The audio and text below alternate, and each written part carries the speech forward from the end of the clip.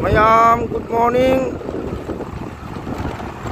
Mayam breakfast owner bro. Mayam charawana bro. ID say Japanina. Oh, Sagi Mayam Gamanataba. Oh, ID Jobsnady, ID Kishnady, Ganda Chapum Tabanina. Umakada, Maida Hochare, Opole Harga. Say Ole Hoji. Pungpang kari hele Mayam. Ado handang ngoni say video thangat chatre ay hajang amdana arum hauna ay arum hauna leirura ado ngasi ay say lakyabani ay chari se kasar silpa sarada kilo macam chachabani asi kilo loraga kasar mola kai damu ay kilo chakani Mayam ado anda zaman nungai bagi kasar asam hojagi bagi pari mubangi itay mana Mayam mama ngangbire taba jam nungai jay ado asumba mutani itay mana ngangai basi itay mana hari basi matram mojapin daba nungai daba masi phongluk jabani Mayam ado hojiki akoi Mayam na wajaruba Mayam na chadangai thaktingai Manipur kangai pakta awana tariba Mayam sigi mating kaunabani haidana ko mana wajakiba Mayam na isora koram jakiba Mayam na mapunya famda thauni jakiba mahaya duna ngasidi Manipur magi mafamda shanti khajitang gi wore adubu lalaudi kharaga sumle ri Mayam aduna khogi jat panbada kasu kaibale ke jat haibasiti walsile je maite khangde haw khangde naga khangde kuki khangde mizu khangde bangali khangde muslim any jat magi jat panbada warunga leke aduna aina hajaning badi Manipur da mahirunde lekwa kuki na dapat araga shu kuki sina waru bibunu kuki sina tumun waru busulete waru waru ko adun handa ganda basi maite ga kuki torusi kuki lalhuba hai basi maite rondena adun haine de do atu koi la khangna kuki terrorist masi aina sabe je wala gai khanga bani kuki terrorist lalhubani hai basi masi ki matang gai Mayam kai ko mama haije ge anda kuki na maite da koi ko chatoba landa ba ngangda rep karan ta hiba jummai thaba mahan tan base mase ai kai gum haije ge Mayam tabang pan mioi bana pali base juk mari ni akoi ge shaita juk terta juk dwapur kali haidana leiba juk mari sha ajo Mayam amtang aina haije ge dob si Mayam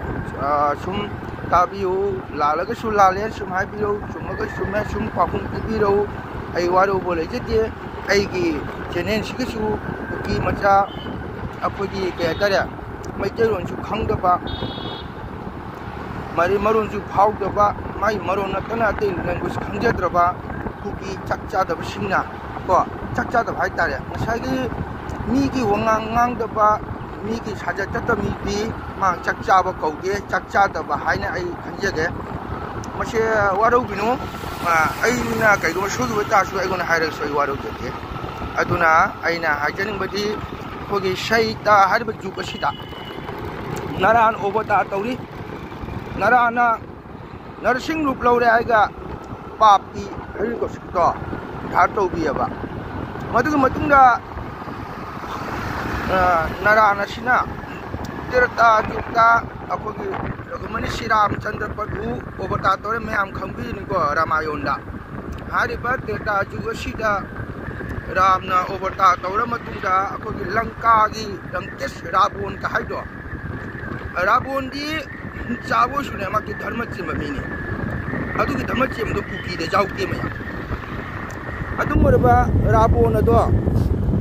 Ram gi manai Vishnu Hanuman hai se jong ko bando Maki umang da leba uhai wai chaba bando da tunana ikabak kata tuna phuna Rabon do kuchin chin khang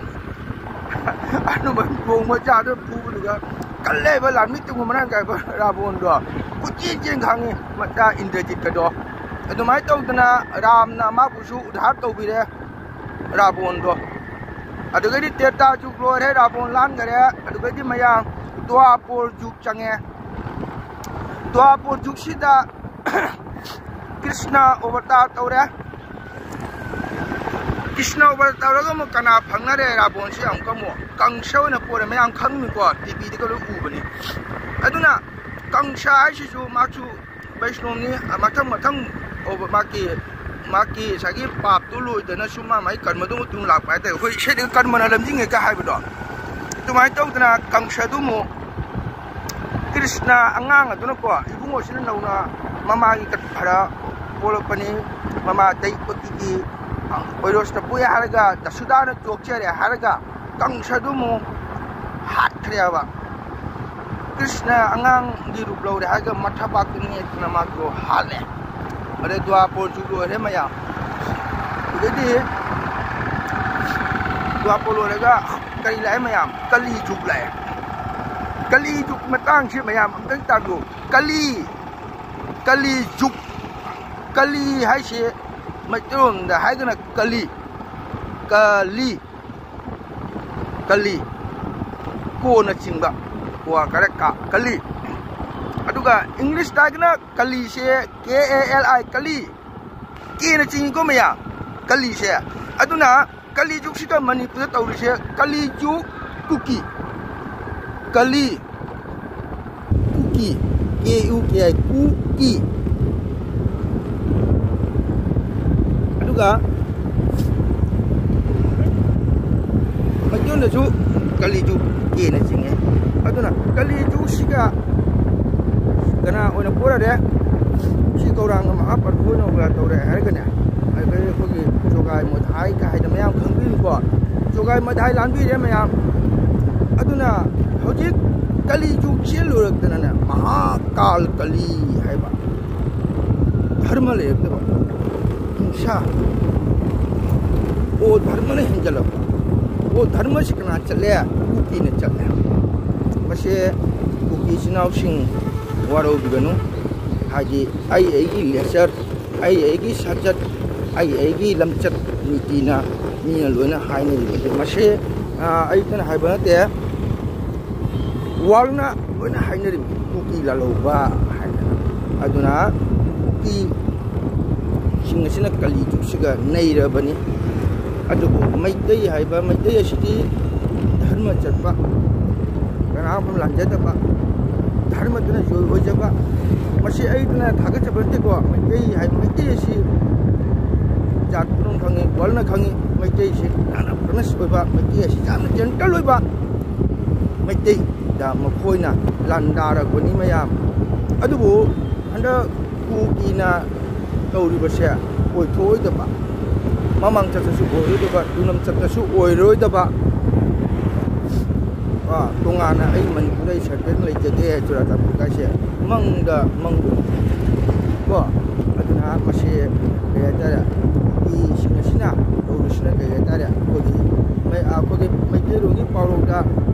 हम चलगा hip चली हैबदो हम मलुबदगी हिपदे तौबो मतमदा कफाय अदुबु लांदबना जोइनिना होजि मखो कयाम कुइना खांगनी चारि चाकबो फंगसु फंगद्रे मयाम को अदुना हजिक कली जुग लोयतना महाकाल कली सिबो कली हैब जुगसिगदी मखोगी लानबिनबसे भगवान सुलाल मयाम हाजे भगवान सुलाल रो अदुना कना लांगनी मैतैना लांगदो मैतै मचाना लांगदो मैतै मचाना कोई लांगद्रोनी ताइमीना कोई लालगा मकोदी बम फंगदोबनी को अदुना आइना हाजरिबसे मणिपुर लेरंबा कुकी सिनावसिंग नोइदा हाइबनती नोइदा हाइबे मैतै सिनावसिंगा मतम असुकुबा लेरपसिगा मैतैगी महौरोन मैतैगी लेचर मैतैगी करी खंगनी अदुना बांग्लादेश हाइ बेसी पाइबा मोले थोराव पाइना खंगबा अदुना हजिक मतम लोरकले अखोगे अहलम हारे ꯑꯩꯈꯣꯏꯅ ꯁꯪꯁꯥꯔꯗ ꯃꯤꯑꯣꯏꯕꯅ ꯍꯤꯡꯕꯁꯤ ꯃꯇꯝ ꯂꯣꯏꯔꯛꯂꯦ ꯀꯔꯝꯕ ꯀꯥꯟꯗ ꯁꯪꯁꯥꯔ ꯂꯣꯏꯒꯅꯤ ꯍꯥꯏꯕ ꯉꯝꯗꯦ ꯍꯥꯏꯕꯗꯣ ꯑꯗꯨꯃꯥꯏꯅ ꯑꯩꯈꯣꯏꯒꯤ ꯑꯔꯣꯏꯕ ꯃꯇꯝ ꯌꯧꯔꯕꯅꯤ ꯃꯌꯥꯝ ꯑꯗꯨꯅ ꯃꯥꯡꯅ ꯇꯧꯕ ꯀꯔꯃꯅ ꯃꯥꯡꯅ ꯐꯪꯖꯕꯅꯤ ꯀꯌꯥ ꯀꯨꯏꯅ ꯂꯣꯠꯀꯅꯤ kaya kuina khangani kaya kuina chin thiba ngangani adubu landaba maitai gi soidana noibu lalargani noisu khangamgani pauna bajaba sina makutta paiba thang chonggoina British ka landa naraga British na ju oirabasu Manipur kangi pa imabu kathomba adumarba British ni adumarba Manipur sana laipangi aduna nakhoi na tawribado jamna alanba thabangni changjau lingjau lanjare haina ngakpi gani maitaina ado mayam aina si haina mayam waro biganu ai hojik sirba jaure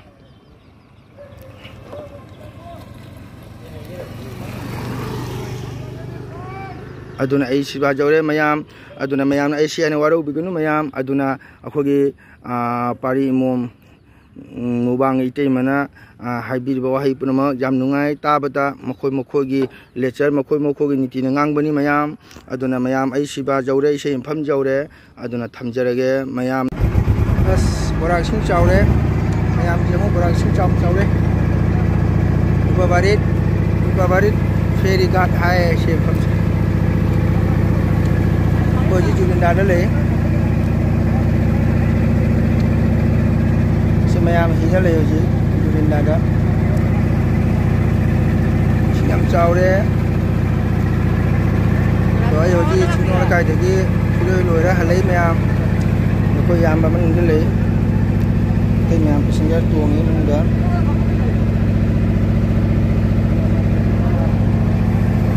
mo chumam ni asini rupa bariki rupa mambi bisa ngasau ngapai sayang mayam pai sida majar jaga ka hai chaura handak nong am sui masak magai da akoi som dei nong chu wale mata mai nam nong am sui mayam so wang ne ko chatui si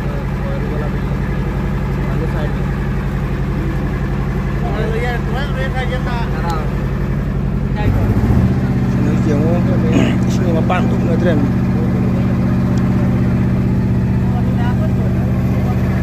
hello to mayam hoji hale ai julinda mathak te lei ado mayam hoji wa suare sei de halakoni na ado horen ai joraga mayam da ai video se mayam yang tahan jage mayam sibini thamage mayam bai